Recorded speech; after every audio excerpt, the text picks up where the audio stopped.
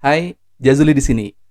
Pernah ada yang tanya nggak, kenapa kita orang Indonesia yang dijajah 350 tahun oleh Belanda, tapi kita tidak bisa berbahasa Belanda? Padahal negara-negara bekas jajahan seperti Inggris, banyak dari mereka yang sampai saat ini menggunakan bahasa Inggris sebagai bahasa kedua. Lebih jauh lagi, lalu kenapa kita yang udah belajar bahasa Inggris dari SD ataupun dari TK mungkin ya, tetapi bahasa Inggris kita ya gitu-gitu aja. Sampai-sampai kecakapan bahasa Inggris kita berada di urutan ke-80 dari 112 negara. Jauh di bawah Singapura, Filipina, dan bahkan Malaysia. Apakah ini adalah sebuah keterbelakangan? Yuk simak dan tonton habis video ini sampai habis. Syukur dan terima kasih jika video ini di like dan channel ini di subscribe.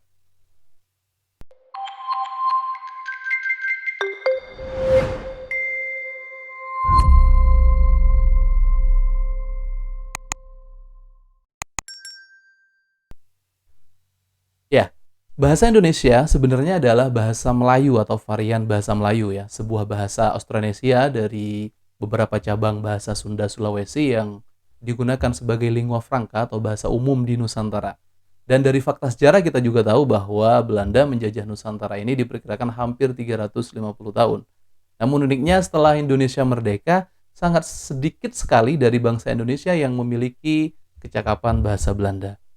Dan dari beberapa literatur yang pernah aku baca, memang gaya Belanda menjajah ini berbeda jauh dengan gaya Inggris menjajah ya.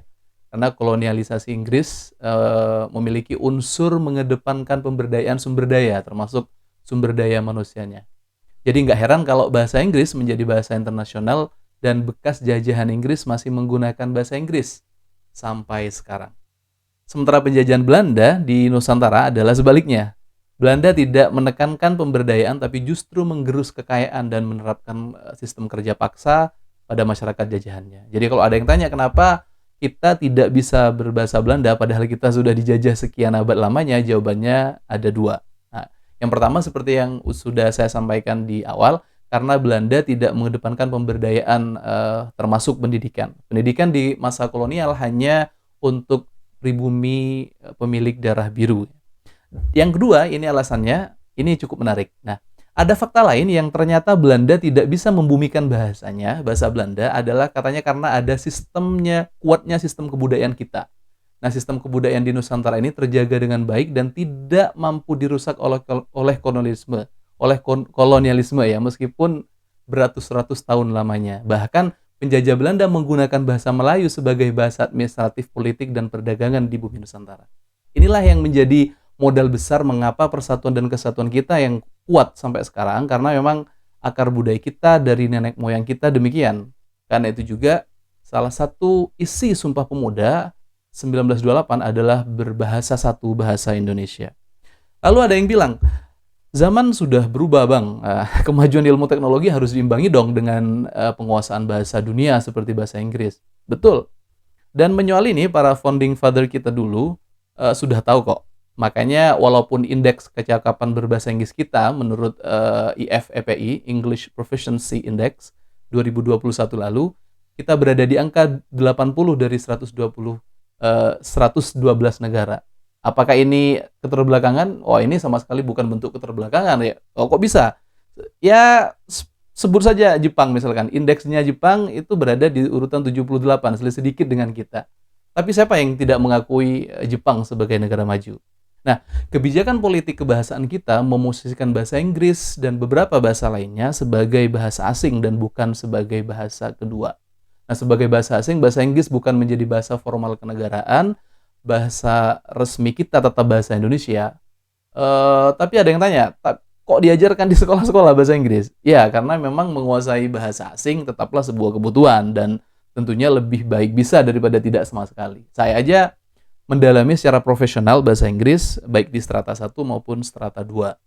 Tapi jangan salah, posisi bahasa Inggris sebagai bahasa asing memiliki konsekuensi terhadap cara pemerolehannya. Nah, kurikulum kita telah mendesain untuk menjadikan bahasa Inggris berfokus pada kemampuan literasi, yaitu baca tulis. Jadi jangan kaget kalau banyak sekali dari kita lebih pintar menjawab daripada berbicara bahasa Inggris. Disuruh jawab soal pinter, disuruh ngomong bahasa Inggris terbata-bata, tapi mengerti maksud yang disampaikan. Nah, ini dikarenakan kurikulum bahasa Inggris kita sebagai bahasa asing. Makanya ada istilah TOEFL atau Test of English as a Foreign Language, atau tes bahasa Inggris sebagai bahasa asing, not as a second language, bukan sebagai bahasa kedua ya.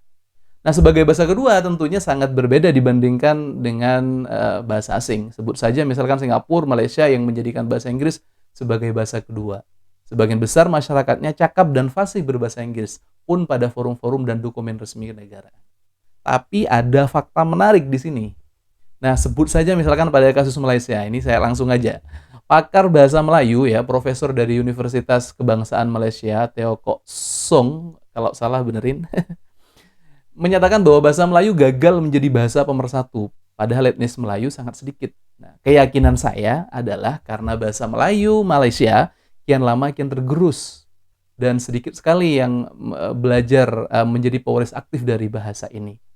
Kalau dulu bahasa Inggris hanya di Malaysia hanya digunakan oleh kaum elit, tapi sekarang hampir semua lapisan bawah sudah berbahasa Inggris, atau setidaknya mereka lebih bangga dengan bahasa etnisnya sendiri. Nah, saat ini mereka negara-negara yang mengalami tergerusnya bahasa dan budaya rame-rame kembali ke akar budayanya. Nah, potret terbalik justru kita alami. Nah, bahasa Indonesia adalah bahasa yang terus hidup berkembang dari waktu ke waktu dan menjadi alat pemersatu bangsa. Kita sudah berhasil mempersatukan 1.500 lebih suku di tanah air dengan bahasa Indonesia. Bahkan bahasa Indonesia mulai diajarkan banyak di dunia, seperti misalkan di Universitas Melbourne, Australia, dan beberapa universitas dunia lainnya. Artinya ini bukan hanya kita yang merasakan, tapi dunia juga mengakui. Karena etnis apapun, suku apapun, dari latar belakang apapun, sedari kecil kita sudah wajib berbahasa Indonesia. Yuk kita tetap pertahankan semangat persatuan dan kesatuan ini yang tetap bertumpu pada akar budaya kita, sehingga kita nggak mudah tergerus oleh budaya asing yang merusak. Saya Jazuli, dan sampai jumpa pada video pendek berikutnya.